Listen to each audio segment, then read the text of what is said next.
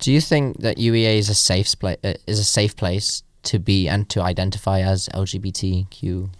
So, in many ways, yes. I've never personally come across another student who's outright gone and been homophobic or transphobic or anything like that. However, there have been quite a few instances lately of turf groups coming onto campus and staging anti-trans protests, mainly to do with the sports park and their gender changing rooms. So, and a lot of turf stickers have been starting to pop up around campus on, I think, around the Hive. So, it's been a bit of a scary environment for people who identify as trans recently because it's almost as if their safe space is being intruded into by people who not necessarily even students here. So, What can you define what turf actually means to the viewers back home?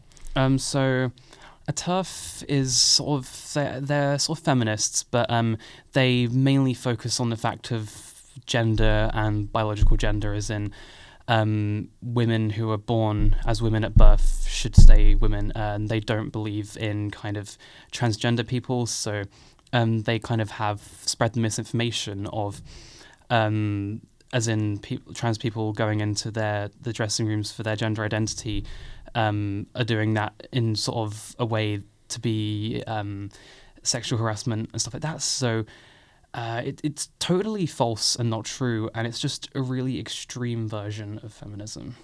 And is this regular, these protests outside the sports park? They tend to happen around once a month, and whilst they're not the most threatening things, it is a group of sort of old ladies who come along and do it. But it's still just it's not nice if you identify as trans and you see that your community that you're a part of is allowing these protests to happen.